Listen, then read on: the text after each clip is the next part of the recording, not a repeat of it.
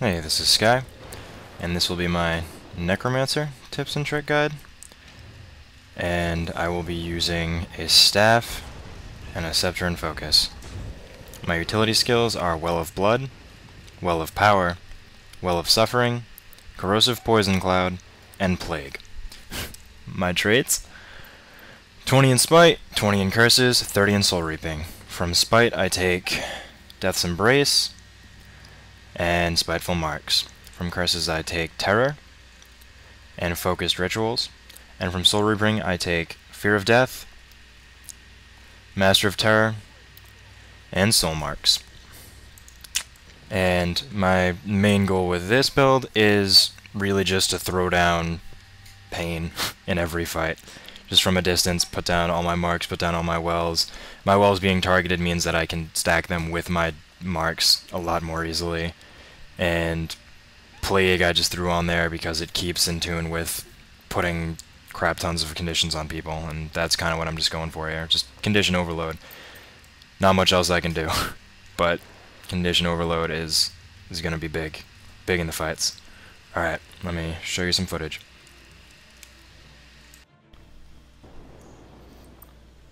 Alright, so the main goal of a Necromancer, specifically a staff Necromancer, is using control. You're using your marks and your wells to control the battlefield in your favor. It buffs your allies, it hurts your enemies, generally good stuff. You're gonna make moving across the arena a living hell for your opponents, and just like a bountiful, wonderful rainbow factory for your allies. Because if you're like, oh, look at all of these beautiful buffs, and your enemies will just be like, oh, my leg, which is probably the one quote I hear said in this game more than anything else. Well, except for I can outrun a centaur. That's pretty good too. Now, you don't have much in the ways of direct offense, which is something worth remembering if you're going to engage people with a staff as a Necromancer. Your area control is usually like premeditating positions, or like defending a point, more like marking up choke points. You don't really have direct damage except for your one skill, and I mean that's a single skill. Your best bet is doing something like this, whereas as I'm entering a point, I'm covering it in marks, so anyone who comes in after me will either be buffed or injured, which will aid our cause in keeping this point defended. And that's a big thing. Just those tight spots, especially on this map, and especially in the clock tower. Just look at this. This is perfect. They can't avoid that. And then I'll put them on the other side, and nobody will get in here without either being buffed or injured horribly. My allies are going to get buffed whether they like it or not, damn it. And my enemies are going to get just completely conditioned out. So while I mean, I'm not going to kill anyone with the marks. That's not the goal, really. But if you think about it, your opponents are entering a fight already on the losing end. They're already at a disadvantage. So that's a pretty huge thing, because you've effectively turned the entire tide of the battle in favor of your team before the battle's even started. And that's the real strength of the Staff Necro, is just area control, area denial, making everything a little more complicated for your enemies and a little more simple for your allies. But in a direct offense situation, it's not too great. You'll notice here I switched to Scepter and Focus because its offensive capabilities are much greater. Like, you have damage, you have your cripple, you have your life drain. It's good. It's generally a far better idea to use Scepter and Focus, or, you know, some other combination, I guess, Scepter and Warhorn, daggers, what have you, for direct offense, because the staff just doesn't really have it. Like, you notice we take this guy down, and then, like a big douchebag, he interrupts me with his juvenile wolf. So, that was actually a really good move on him. That was nice. I didn't expect that. And then he resurrects before I get to finish him again. But, unfortunately for him, I have a health advantage, and I also have Death Shroud. So you'll notice, as we duel, and he starts to bring me down lower while I also bring him down lower, if this was just a fair fight, you know, I say fair loosely, but if it was just, if I was another ranger or another profession, he would have the upper hand here, because his damage far out surpasses mine. But I have Death Shroud. I have an entire other health bar, complete with life drain, and he just can't do anything against it. Like, we were evenly matched, except as the fight got longer, it wasn't even anymore. He would have just plain up cleaned the floor with me. But you swap over to that Death Shroud, you get a whole other shindig. You just get a whole other health, chance at life, you know, make up for all your terrible, terrible mistakes. like engaging a Rager one-on-one. So, as soon as I cap this point, well, not as soon as, but prior to capping this point, I mark up one of the entrances. Unfortunately, it's not the entrance that gets used immediately after, as the ranger I just killed returns to the point. So, in a perfect world, I would have had enough time to mark up both entrances. You want to have all of it covered. You want to have all of it covered so that they can't get at you, they can't get at the point without suffering some damage. So, I was half right there. I didn't have enough time to get to the other side, but whatever. This juvenile jungle stalker is giving me what for here. See, this is what I mean. This guy's obviously a Beastmaster Ranger because his pet deals so much damage. I'm just not on par with that damage. He's hunting me down so hard that I have to use Death Shroud to run away, and it doesn't even actually save me, which is, you know, unfortunate. The problem with using Well of Blood, excuse me, for my healing ability is that I have to stand in it to heal. So when I'm running like this, it doesn't do me any good. The best I can get is by leading myself with it so that I'm running through it as I'm trying to get away. And, you know, that's only going to serve me so well.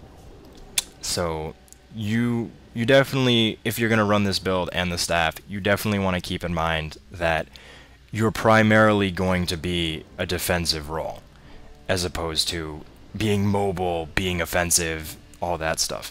Because, you know, you have to stay on the battlefield that you've created. This is your area, man. You want this area to be yours. This is like your crib. You're just going to make this whole area your wonderful little paradise of marks and wells so that you just lay back and people walk into it and die. I mean, dramatized. Probably no one's going to die by running through your marks or your wells unless they're like 100 HP and just in a blind panic. So, yeah, like I already mentioned, you probably won't get many kills that way. It's really just about unbalancing fights in your favor and getting as many conditions on your enemies before they can even see you. So, this is just, you know, this is just good tactical placement. It's pretty obvious for anyone who has any idea about choke points and stuff, which I'm sure all of you esteemed military commanders going into structured Guild Wars 2 PvP do. It just denies that area. People are going to have to walk through that and take damage. No ifs, ands, or buts about it, so it's a good place. And, you know, marks don't have a terribly long cooldown, so I can afford to just drop them at every good point I see and then move on with my holy crusade here. And I do. I use marks liberally. I suggest you do the same thing. Wells are a little bit more difficult because you want wells to be used in the moment and placed on enemies as opposed to leading them. But your marks definitely, you definitely want to plan out where you drop those, and I mean, use them liberally. There's no mana resource in this game, so you might as well just drop those bad boys everywhere you see fit.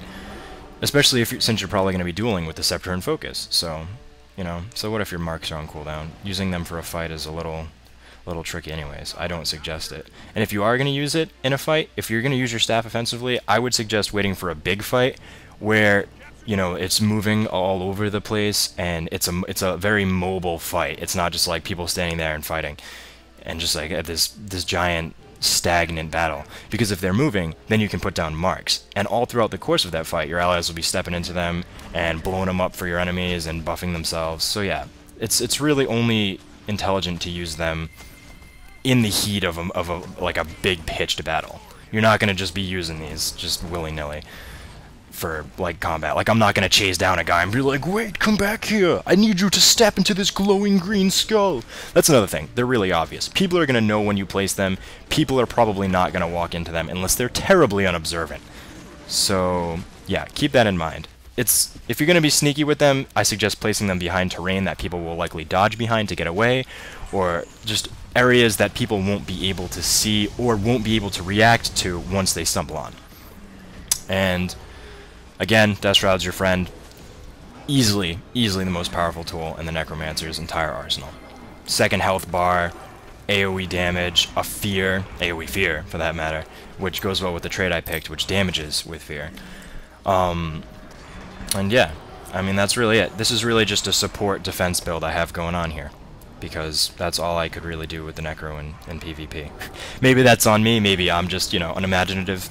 It could be. But yeah, I found this build to work out very well. You notice at the top, blue team wins because we're the greatest. So we win. All me, by the way. Psh. But I hope you enjoyed my video. I hope you'll keep watching. I only have a few more professions to get out, and release was just announced, so yay. Infinite content coming up in August. So yeah, stay posted, and see you when everything's set up and ready to go. Peace.